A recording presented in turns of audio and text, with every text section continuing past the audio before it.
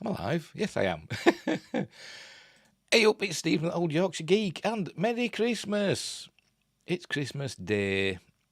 Sorry, I'm just doing something else. I pressed go live and then I forgot I had to do something else as well. What am I like? What am I like? Anyway, I hope you're all having a great Christmas, if anybody's watching. But probably not. What I'm doing, I'm going and looking for my live stream so I can get a shareable link and share it on Facebook and places like that. And then people might want to pop in and celebrate Christmas with me. I've got my eggnog. Here we go. There we go. I've got my eggnog with generous portion of rum in it. I'll have a little swig of that. Yeah. That's grand. So just bear with me while I just do some sharing. I'm going onto my Facebook and I'll share the link on Facebook. I'd be playing some Christmas music in the background if I knew any, like, ones that wouldn't get me copyright striked. Hey. But anyway, come on, the internet being slow for Christmas. I think it is, isn't it? I think it is, isn't it? By the way, I'm streaming. I better make sure, aren't I? Make sure everything's hunky-dory. Yeah. Yes, I am. Yes, I'm there. I can see myself. Right, so we've done that one. We'll nip over to Twitter. I'll just share that on my Twitter twatter, whatever you want to call it. By the way, I've got me. You can't see. Where is it? Which side are we on? That side. Me Iron Maiden Christmas Eddie. There you go. Would it be best doing it another way? If I click on that, what will that do? Where will that take me? I think it just takes me into there. Oh, never mind then. I don't know what I'm doing. It's live. Trouble is with Twitter, you see, I'd better write something as well, hadn't I? Christmas Day live stream. Is live stream all one word or two words? I don't know. Smiley face. Whatever. Anyway, so something went wrong, but don't fret. Let's give it another shot. What are you talking about? I haven't done anything. Christmas Gremlins. There we go. It's done it there. Done it now.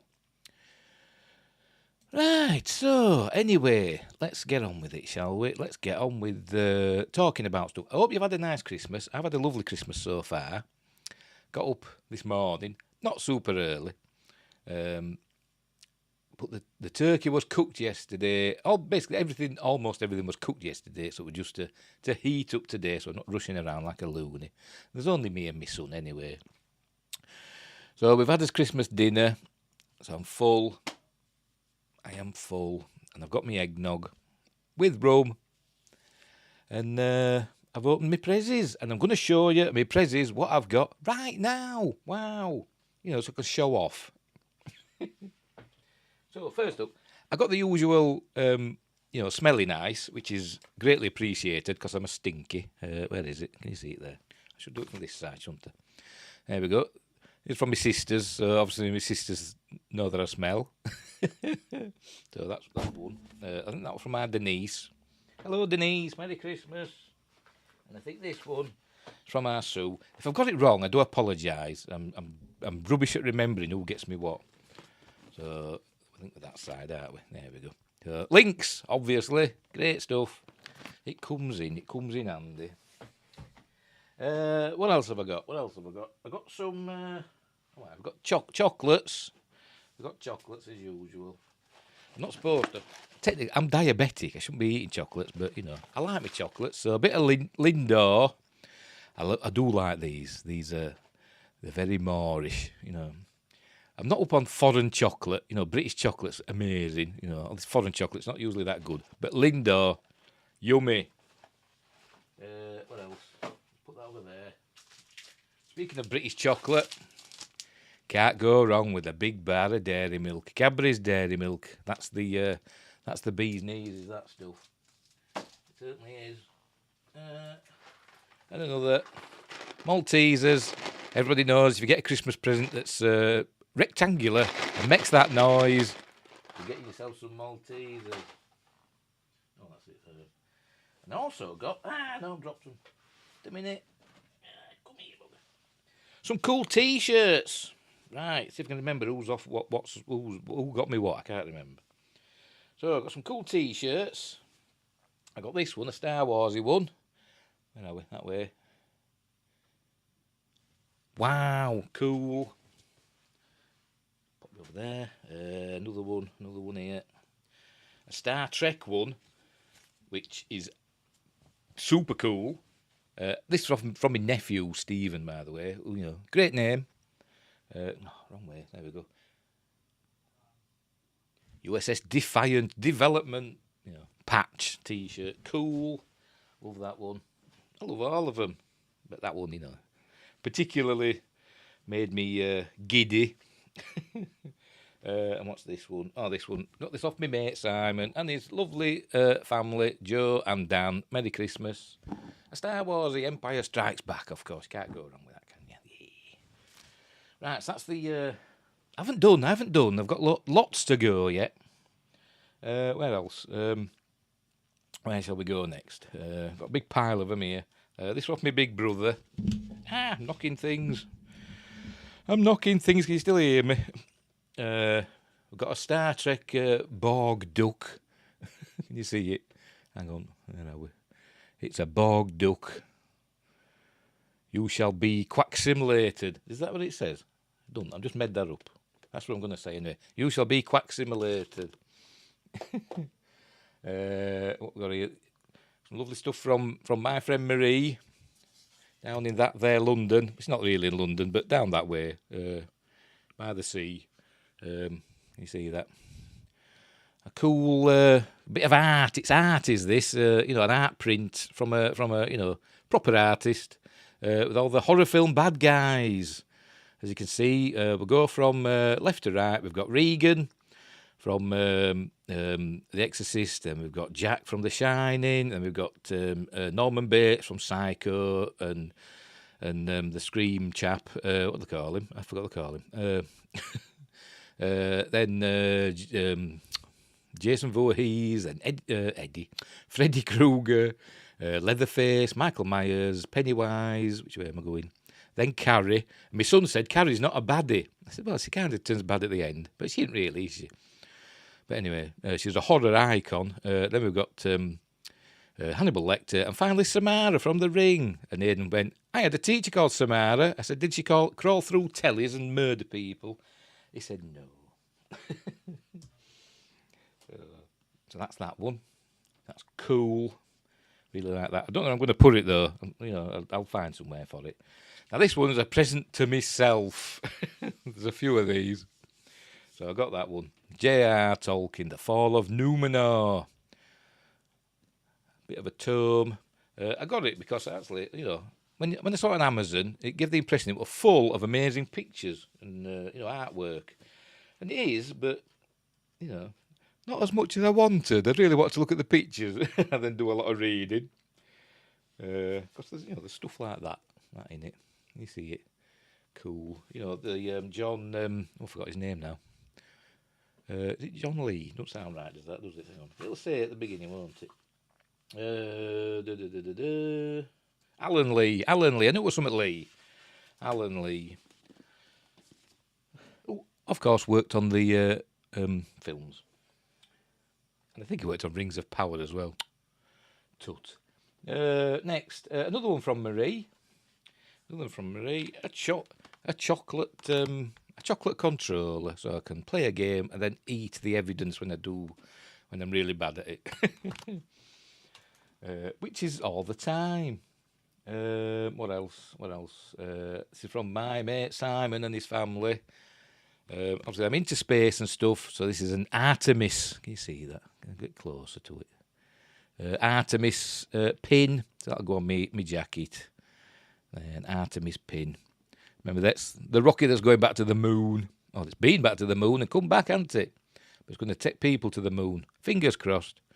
So that's cool. For me, anyway. Another one from Simon and his family. Simon, Joe and Dan. Big Queen fan. This is the Queen, The Miracle. To be honest, The Miracle's not probably my least favourite Queen album, to be honest. No, it isn't. Queen rocks. No. Cosmos rocks. That's my least favourite Queen album. But of the Freddie era, this is probably my least favourite. But it's still great. But this is the re-release thing, the anniversary edition or whatever, and it's got extra stuff in it. They released some singles, didn't they?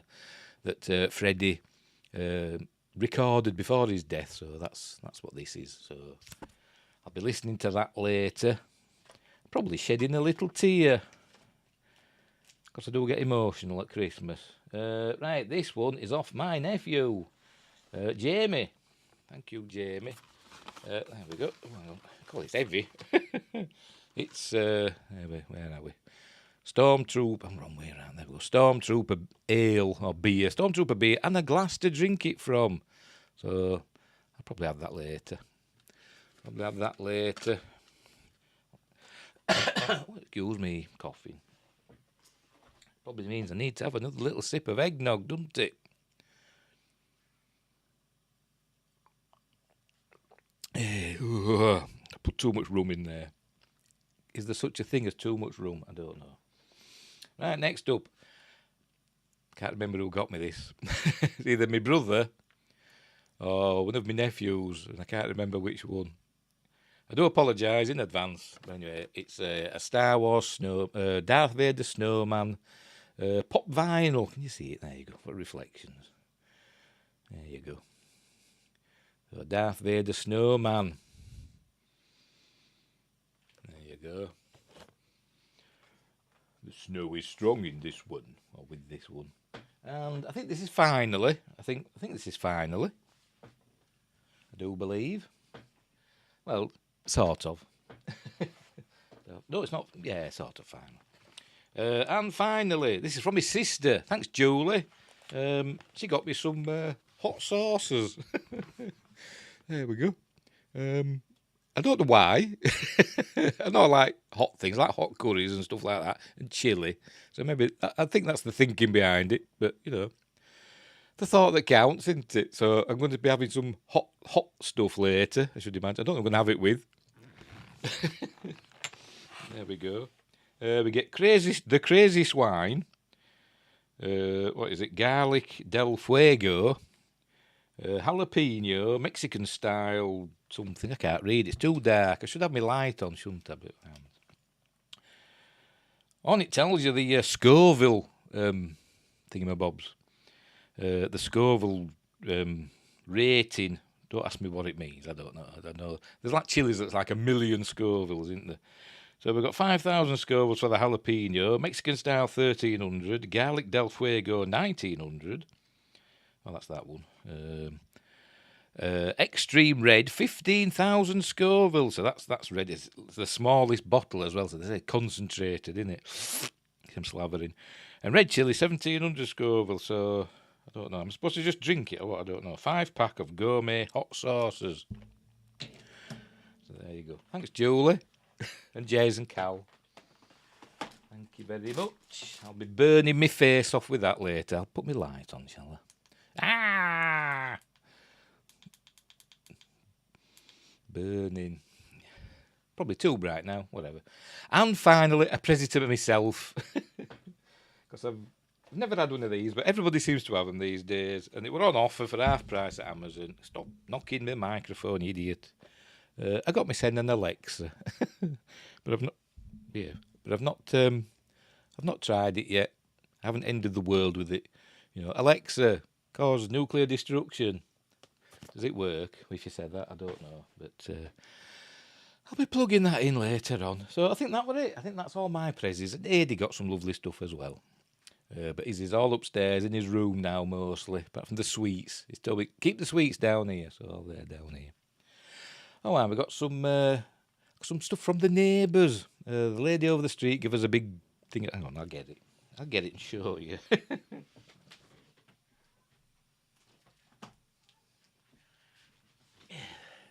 There we go. I got that from the lady over the street. It's a tier of chocolate and nut delight. So that'll be nice to munch on. Oh, wrong side. There we go. There you go. So that's that. So they always give us some. I never give them. I send them a card, but I never give them a present. They always give me something. And definitely finally from the next door neighbours, the ones attached. It's the first time they've ever given us anything. A nice box of Bailey's chocolates. There we go, from them. So there we go. I always give all the neighbours cards. I go around the immediate neighbours, not the whole street. They always get cards off me. But there we go. So that's it. That's my prezzies. So I might as well sod off now, eh? That's done with. That's what Aidan says when he's opened his presents. He says I'll sod off now. So what can we do now then? So we sing a song, eh? Am I drunk enough to sing a song? I'm not even drunk. Can't get drunk with a bit of eggnog, can you? Too much rum. Right, so where were we? My mate Jay over on Sidetrek was supposed to be singing the 12 Days of Stargate Christmas. If I can find it. We'll use that. Actually, what I'll do. See, I'm not organised whatsoever. Right, we'll get that up. Yeah, we'll do it like that, so I can close that. Right. And you can sing along with me. You're supposed to be singing along the 12 Days of Stargate Christmas. But he says he's got a cold, so he can't sing it anymore. So I thought, well, I'll do it then. Oh, pardon me. I told you to be burping and farting after my Christmas dinner. Well, that's what I'm doing now. So here we go. So if you're into Stargate, I should have my Stargate stuff on, shouldn't I? But I am. Never mind. And if you don't know anything about Stargate, this will mean nothing to you. So shall we just give it a go? Shall we just give it a go and see what happens? I'm a terrible singer, by the way, but I don't care. Anyway, so I've got to put the lyrics up, haven't I? Hang on, I've got to open up a window capture or whatever. Sources, not hot sources, image sources. There we go. Add source. Add a new source. Right, we'll go SG1 Xmas. We'll call it that. And then I've got to find the bugger. Where have I put it? There we go. Oh, there it is. There it appears. Look, it's there. Look. So I'll put that on, so you can sing along with me. Do you want to see me as well? Well, there we go. We'll have it like that, eh? And then you can see me as well. And sing along the 12 Days of Stargate Christmas. So have some music. Let's have some music.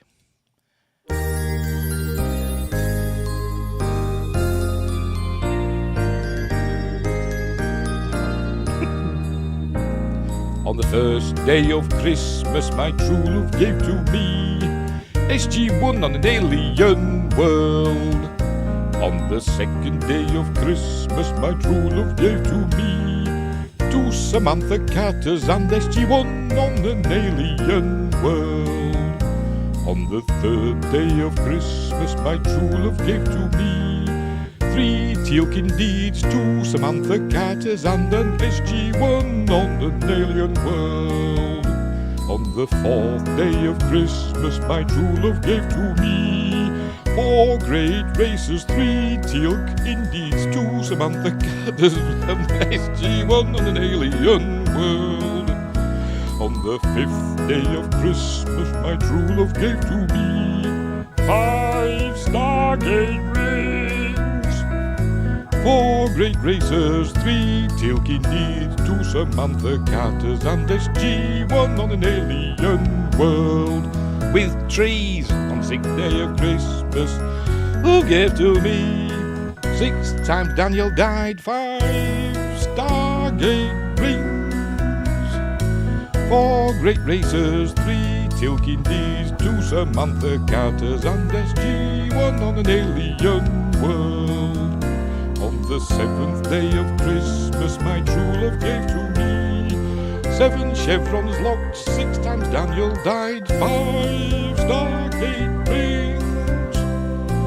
4 great racers, 3 Tilkindies, 2 Samantha Carters and SG, 1 on an alien world. On the 8th day of Christmas my true love gave to me 8 the episode Citizen Joe, 6 times Daniel died, 5 Stargate rings. You're up, Aiden. 4 great racers, 3 Tilkindies, 2 Samantha Carters and SG, 1 on an alien world. My son's getting angry because I'm singing. The 9th day of Christmas my true love gave to me 9 F302s, 8 episode 6 and 2 Zephyr's locked, 6 times Daniel died, 5 Stargate rings. 4 great racers, 3 Tilkindies, 2 Samantha Carters and SG, 1 on an alien world. On the 10th day of Christmas my true love gave to me 10 amazing seasons, 5 of Atlantis, 2 of Universe, 7 Chevron Clock, 6 times Daniel died, 5 Stargate rings. 4 great racers, 3 Tilkindies, 2 Samantha Carters and SG, 1 on an alien world.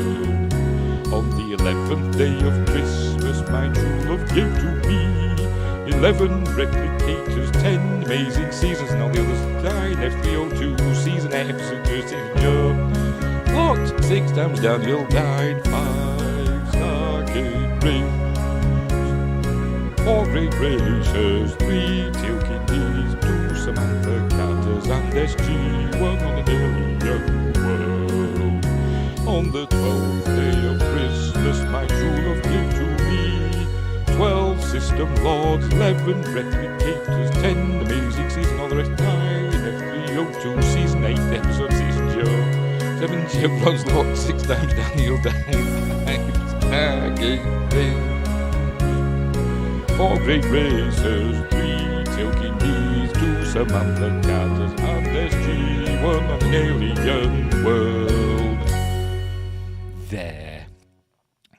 Well, that good. Did you like that? Did you like that? We can get rid of that now, can't we? And now Aidan can stop shouting at me. Did you hear him?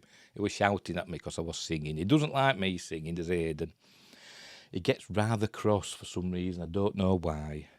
I don't know why. Because I've got a lovely singing voice, haven't I? Oh dear. Wonder what Jay'll think of that. The link for his YouTube channel is in the description. Maybe my singing prowess will appear at some point. I doubt it very much. Right. What next?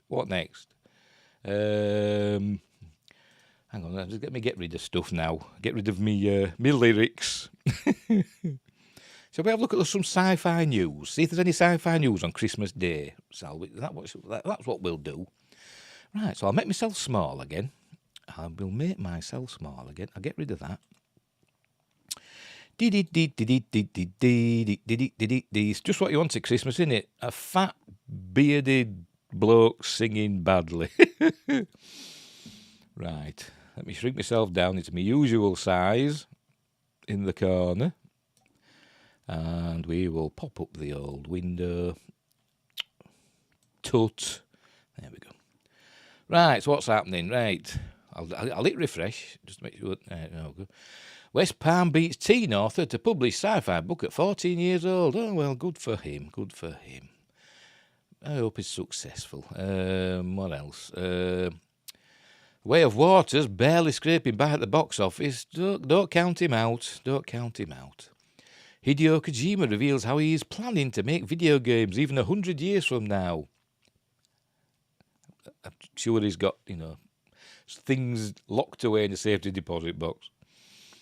10 sci-fi universes whose technology could actually happen. It was technically Star Trek and The Expanse, isn't it? That's about it, isn't it? I should imagine. Shall we have a look? Come on, let's have a look at this one then. Right, so what we got then? Even if the stories are outlandish, go away. And the characters are aliens unlike anything humans have encountered in real life, sci-fi universes have to get the technology right to make for a compelling experience, grounding stories in consistent and well-justified technology, like Star Trek and The Expanse have done, so I'm slavering. Have another drink. Is key to... rum. Is key to a believable sci-fi world. As for how likely the technology of these shows, blah, blah, blah, let's get onto the list. Cyberpunk 2077. I've got that. I started it. I've not got very far. I'm rubbish at games. So that's believable, is it? What does it say? In the real world, human machine cyborgs are very much real. Much of the application so far has been for aiding people with disabilities. There's a newsreader on BBC News who's got an implant in his head because he's deaf or something. So you can hear. Wall-E's robot solution to pollution could come true. Yeah, I'm sure it could. Well, we're all getting fat enough, aren't we, to be like the humans in Wall-E, just sat about. I mean, I look like one of them. The Expanse grounds its fascinating stories from real science. Well, yeah, it does. The ships and stuff are all, realistically done, mostly. With thrusters and stuff like that, and burns. They do long duration burns to create gravity on their ships. Was it constant acceleration, which creates gravity, doesn't it? And sorry, my hair's going mad. Yes, that's another one. Mass Effect. I don't know about that one. I played the first one. I didn't get very far in the second one. I liked the first one though. Alien. Yeah, I suppose maybe.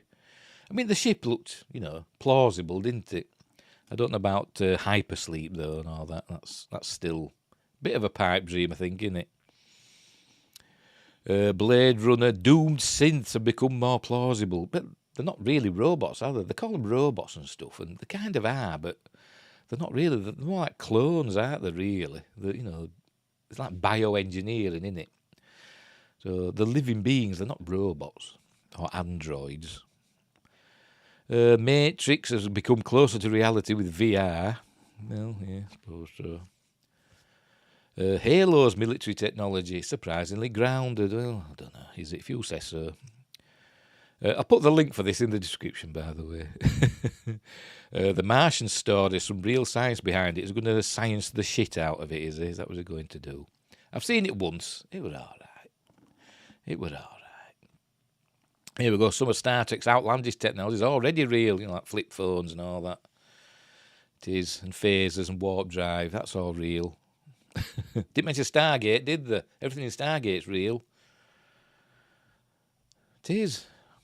Don't believe me, just watch it. It's all true with Stargate. That's why in the Stargate show, they had the fictional show, Wormhole Extreme, to cover up for Stargate, to give it plausible deniability. Tell me I'm wrong. Yeah, very interesting. I will put that in the description, so I'll just copy that link before I get rid of it.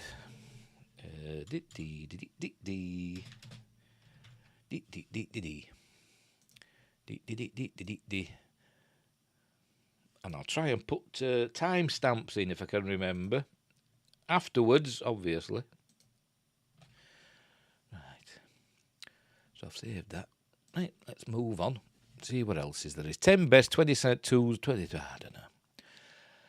New Rebel Moon photo previews Zack Snyder's sci-fi movie. We did this the other day, didn't we? A gimmick sci-fi actioner buckles up for a wild streaming ride. What's this one then? I don't know.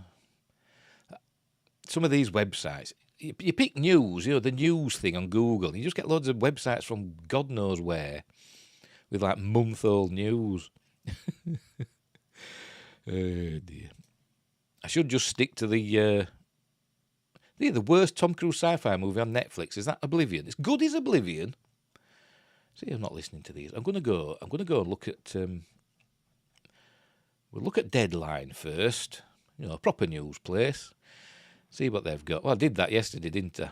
Bob Iger's Christmas Carol. I did that yesterday. Anything else? Is the wreck.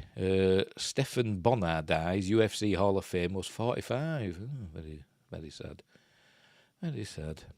That other fella died, didn't he, from that group? I forgot. I'd never heard of him, to be honest. Max something or other, or Maxi. I'd never heard of him, to be honest. Another one there, look, Dax Tejera. That is an amazing name. Executive producer of ABC's This Week, was just 37. But he's got an amazing name, so his name will live on. That is great. I want to be called that. Another one, Maggie Threat dies, actress and singer most famous for Mud's Women episode of Star Trek. Oh dear, she was 76. And there's a picture of it, so we'll click on that one. We'll click on that one, there you can see a picture of her. There she is, in Mud's Women. Maggie Threat. Hang on, I've got to move that again now. I tell you, these non-standard things. The actress and singer who most memorably played Ruth in the Mud's Women episode of the original Star Trek has died, her family announced. She was 76. Mud's Women is one of the most memorable episodes of the 1960s Star Trek, in no small part because it featured 3 stunningly beautiful women. Threat, Karen Steele and Susan Denberg, who seem to have strange powers over the male members of the Enterprise crew, except Spock, of course. Because they appear, stunningly, they appear like differently to different members of the crew, don't they? The women are en route to a mining colony where they are to become wives for the wealthy but lonely men who mine precious dilithium crystals. Their secret is that they are made both beautiful and irresistible by taking a so-called Venus drug given to them by one of the series' most memorable rascals, Harry Mudd, Roger Carmel. Ironically, though, Carmel was her neighbour. Threat had to audition for the role. She had no idea what the show actually was. I am shocked that years later I am best known for doing this episode, she told author Tom Lasanti in 2017. I am forever in TV history. At least it was not so bad. At least it was not bad, so I am not embarrassed by it. Some company contacted me to sell my autograph on these Star Trek cards. They pay me to, and they resell at these Star Trek conventions. I was invited once, but it didn't work out. When I said that's how they usually make a living, innit, from conventions and stuff these days. Speaking of pay, Threat told Lisanti she had to fight for her pay from the show. I remember we hit golden overtime that day of filming. We were there from about 4 in the morning to about 9 or 10 at night. You are past regular overtime and are into triple overtime. They didn't want to pay, said Threat. So did she threaten them? I had to fight for it through the Screen Actors Guild. So I never see that. I always think of Team America and the Film Actors Guild. They don't like when you do that and hurts your chances to be on the show again. I got my money and, no surprise, was never invited back. Years later, I got a letter from Gene Roddenberry to forfeit my residuals and to donate them to his charity. I declined. Oh dear, that's not a very nice story, is it? And then it goes on to say, all the other stuff that she's done. So anyway, she's passed away. That's very sad. So I'll put that one. I'll put that in the description as well. Hey dear, a lot of people died, aren't they? As I said the other day, people always die about Christmas. I know people die all year round, but it just seems more die over Christmas than any other time of the year. For some reason. Let's go somewhere else, shall we? See if we can find more jolly news. Shall we try Screen Rant? Let's have a look at Screen Rant. Avatar 2 already told you one character is doomed in a sequel. Did it? I don't know. The Doctor Who 2023 special trailer release dates. Oh, it's supposed to be today, isn't it? I think. Let's have a look. Doctor Who 2023 special trailer release date seemingly revealed. The Doctor Who 2023... You can't see that, can you? Specials trailer release date seemingly revealed with a brief clip of Neil Patrick Harris's undisclosed villain. And there's Shooty Gatwa. Where are we? There we go. Doctor Who has teased a new look at its 2023 special episodes, which will collectively mark the 60th anniversary of the British science fiction television series. David Tennant will be starring as the 14th Doctor, having previously portrayed the 10th Doctor between Christmas 2005 and New Year's Day 2011. It is the first time in the show's history that the same actor will have played 2 completely separate incarnations of the titular Time Lord. Yes, that says he's going to be the 10th Doctor. He's going to be the 14th Doctor. So this means he's going to be a completely different personality and characterisation and everything. We will see. Will he lose his accent? He still had it, didn't he, at the end of... I think he did. When he, regenerated into David Tennant again, I think he still had the 10th Doctor voice. They should have let him have his Scottish accent, wouldn't they? In almost every year since the show's revival in 2005, Doctor Who has had a footprint on the end-of-year TV schedule, with Christmas specials throughout the Russell T Davies and Moffat eras, and New Year specials during Chris Chibnall's tenure. Though I think I'm getting drunk. Though the TARDIS is now scheduled to land again, or not scheduled to land again until November 2023, the official Doctor Who Twitter account has shared a brief clip from the upcoming anniversary episode, seemingly confirming the Doctor Who 2023 special trailer will arrive on Christmas Day. Check out the tease below. How the new era's promo campaign is already redefining Doctor Who, and there's Shooty in his Doctor Who togs. Is it going to show us this thing? Oh, that's David Tennant saying, "Oh, this looks familiar." His clothes regenerated as well, didn't it? Weirdly, I bet he says, "I'm not wearing that striped bloody rainbow thing. You can shite." That's what he said in his Scottish accent. So where's the thing that they said we were supposed to be looking at? Check out the tease below. Where is it? Is that it there? Is that it there? Is it going to appear? It's on Twitter. There we go.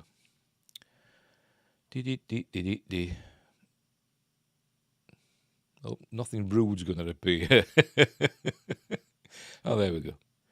All right, worldwide premiere. Oh, there you go. And it shows Neil Patrick Harris, and that's your lot. Oh, there you go. Right. Now I'll put that in the description as well. So just let me copy this. I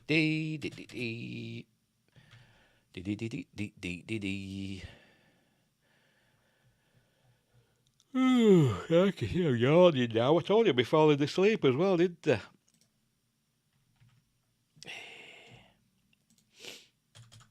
Right, let's see if there's anything else for us to look at. Let's see if there's anything else to look at. Does Christmas exist in Star Trek? I did this myself a few days ago. Stealing my ideas. I hope they give me a mention. Do they? Bet they don't. Bet they bloody don't. See, I mentioned that. See. Phew. Bet you to the punch there, Screen Rant. Star Trek. Oh, this is from comics. Oh, no list of that. Don't care about the comics. Hocus Pocus 2 sets up a better final film than you think. Is there going to be another one? I don't know. And it was in the first one. Because that just annoys the hell out of me. That face on Bette Midler just makes me not want to watch the film. There's going to be anything else in there, is there? Right, let's have a look somewhere else. What we got? Den of Geek. Let's have a look in Den of Geek. Doctor Who ranking the holiday specials. Nah. How Star Wars redeemed the 1978 holiday special. But they give Mandalorian Boba Fett's rifle, didn't they? That was in the holiday special. I think they mentioned the creature that Boba Fett rides in the holiday special. You've got to go and tame that creature, haven't you, on Mandalore. I think that's supposed to be the same one. What else have they done? Oh, they've mentioned Life Day, haven't they? And in the Mandalorian. Give away. Shall we see what they say? Let's see what they say. I'll open this up in a new tab and I'm not faffing about them. Right, how Star Wars redeemed the 1978 Hollywood special. By the way, if you haven't seen it, go watch it. It's amazing. Although it's not available to watch on Disney+, the Star Wars holiday special lives on in other ways. It's on YouTube and stuff. You can find it. Not only did the Guardians of the Galaxy holiday special... I'm going to have to move that again. I have to tell you, will you give it with your web pages? Not only did the Guardians of the Galaxy holiday special delight MCU fans, but it brought back the slightly foggy memory of the original inspiration, the 1978 Star Wars holiday special. By the way, I watched Guardians of the Galaxy holiday special again last night. It's brilliant. I love that. And yes, I cried at the end of it. I did. Again.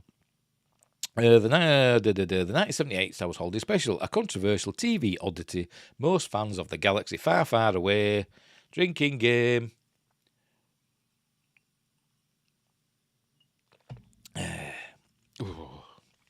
Would sooner like to forget. No, they won't. Not real fans if they want to forget it. Yet curiously, while the Star Wars holiday special is rarely anyone's favourite, modern creators have spent years reincorporating many of its ideas and lore into Star Wars canon in ways that are beloved by fans today. The bloody Star Wars holiday special is beloved. It's amazing. Go watch it. It's hilarious and slightly cringy, but it's great. While the special itself is no longer part of official Star Wars continuity, it should be, and it's not even available on Disney Plus. Many roaming there is starting to kick in. Many elements from the TV film can now be found on modern shows like The Mandalorian and The Book of Boba Fett, as well as in the pages of the canon books and comics. Here I'm shaking my head because they said that this new stuff's canon, and then until it's not anymore. Anyway, here are all the ways Star Wars has continued to revisit the holiday special over the past few decades, and how it's even redeemed some of its best ideas. Right, the Star Wars holiday special first introduced audiences to the ragtag group of Wookiees. Bloody Chewie's family. That make up Chewbacca's family. Pardon me. But Malla, Chewie's wife, Itchy, his father, and Lumpy, his son, became sensations for all the wrong reason. Derided often by fans for their slapstick nature and very questionable costuming, Lumpy looks terrifying. He does a bit. That they're central to the story's plot certainly didn't help the special, while these characters remained dormant for years. I mean, they didn't even give us subtitles. They just were like going, and all that, and no subtitles. While these characters remained dormant for years after their debut, the now non-canon Legends continuity, did bring them back from time to time in small roles in the books, such as after Chewie's death in the new Jedi Order series. Oh no, Chewie died. After Disney rebooted the canon in 2012, it had the opportunity to completely erase this trio of Wookiees from existence, but recent releases have actually ensured that the full group are once again members of Chewie's family tree, now formally known by their full names, Malatobuk, Atitikuk, I don't know how to pronounce that, and Lumpawaru. These Wookiees caused a stir when they were referenced in Solo: A Star Wars Story, but it wasn't until the release of the canon books Aftermath, Empire's End, and Life Day Treasury that they officially appeared in the flesh. These stories confirm that they continue to be a loving and caring support unit for Chewbacca, and the reason he keeps on fighting for a peaceful galaxy. Kashyyyk. It totally mispronounced in something, wasn't it? It might have been in the holiday special, actually. I'm sure somebody says something like Kashyyyk or something like that. Anyway, one of the holiday special's biggest biggest additions to the fledgling Star Wars saga was the Wookiee homeworld of Kashyyyk, a forest planet populated by massive trees on which Chewbacca and his people built whole cities. It's a novel concept that fleshed out the Wookiee's culture's deep connection to nature, but the budget constraints of the special meant TV director Steve Binder couldn't really capture the visual marvel of this setting. Instead, Kashyyyk was largely explored through the Lumpy and Itchy shenanigans and matte paintings. We saw matte paintings going on inside Chewie's house, which again didn't help matters. Regardless, the name, concept and aesthetics of the luscious forest world and the tree of life at the heart of the planet became key elements of the planet's later appearances in the saga. And we saw it in Revenge of the Sith. I was going to say it here. Fast forward to the canon timeline, and Kashyyyk has become an even bigger part of the galaxy far, far away. Drinking game. Twice its same bloody article. trying to get me drunk. The planet was fully realised on the big screen in Revenge of the Sith as the site of one of the film's big battle sequences. I better make sure we're still streaming, aren't we? Yes, we are. I'd better just check. Where have I put it? There we go. And has since appeared in many books and comics, as well as the video game Jedi Fallen Order, which allows players to explore the planet like never before. I've got Fallen Order, and I still haven't finished it. I don't think I'm very far into it. I think I've told you before that I got lost. I don't know what I'm supposed to do. Despite its humble beginnings, Kashyyyk is now one of the most iconic planets in the galaxy. Boba Fett. Boba Fett was always destined to appear as one of the Empire Strikes Back's new and exciting rogues, but the Star Wars Holiday Special, released 2 years earlier, gave Lucasfilm an opportunity to get fans excited about the character before the arrival of the movie sequel. The result was the special's animated segment, The Story of the Faithful Wookiee, which is on Disney+. In which Luke, Han and Chewie meet Boba Fett for the first time, with its weird animation and the rubbery faces that everybody's got, and robots all bending, sorry, droids, all bending, it's weird. This is the cartoon that established Boba as a cunning a cunning bounty hunter. Notice I'm saying Boba and not Bob, because that's just how I say it. As he first pretends to befriend the heroes and later double-crosses them. It's here that we also learn that he's an agent of the Empire, and we hear about the Moon of Bogdan as well. An agent of the Empire, something that would be explored in more detail in the movie. And if you've ever wondered where that shot of Boba riding the dino-like Ichthyodont came from, that's from Faithful Wookiee. This animated sequence is perhaps the best part of the special, although it has since been wiped from canon with the rest of the TV film. But it is on Disney+. Of course, that didn't stop Boba Fett from becoming one of the most instantly recognisable characters of all time, although most fans are more likely to credit that to his role in Empire than the holiday special. But when you dig into all other bits of lore and iconography from the Faithful Wookiee that later made it into other parts of Star Wars canon, it's impossible to ignore this cartoon's impact. It's going on, is this, isn't it? It is, there's loads of stuff. Anyway, I'll leave that. The link for this is going in the description as well. I'm not reading all that on Christmas Day. Just not happening, I'm telling you. So well, that link for that will go in the description. Because I've got to go and watch a James Bond film soon. It's the annual tradition. I've got to watch Spectre on Christmas Day because it was the last film that me and my late mum watched together on Christmas Day. So ever since then, I've watched Spectre every day. She died a year or two later. So I watch that every Christmas now in memory of my lovely mum, who's no longer with us. Right, anyway, see if there's any other news on Den of Geek. The best Christmas action movies that aren't Die Hard. There's Die Hard 2, isn't there? And Lethal Weapon. What else? What they're showing there? They're showing Cliffhanger. Or is it Cliffhanger? Or is it... that's Rocky 4, that, isn't it? I'm sure it is. And also, my Appointment with Fear that I did last Friday. I did P2, which is set on Christmas Eve. That's more of a horror than action, but there we go. So, what they're going to go with? Lethal Weapon. Yep, that's Christmas. Enemy of the State. Is that set at Christmas? I didn't know. Ronin. Is that set at Christmas? I didn't know that either. But that's a good film. What's that got to do with Christmas? Does it say? Filming in and around Nice and Paris during the holiday season. But does it have Christmas in it? Don't know. Rocky 4. I don't remember seeing that either in Christmas. I mean, we see Paulie's birthday, don't we? But that's not Christmas. I don't get it. Long Kiss Goodnight. I've never seen that. Born Identity. Yeah, I've seen them. I've never noticed Christmas, though. Oh, yes, it says it's Christmas. Where he discovers his surprise, it's actually Christmas. Oh, there you go. Behind Enemy Lines, I've never seen that. Cobra, well, I've seen it once. I Come in Peace, called Dark Angel. Is that set at Christmas? As good as that. He goes, I come in peace, and he kills you. Yeah, very good. It's not a bad film. Invasion USA. That's at Christmas. Yeah, I think it is. I think I watched that actually a couple of Christmases ago. Oh, there you go.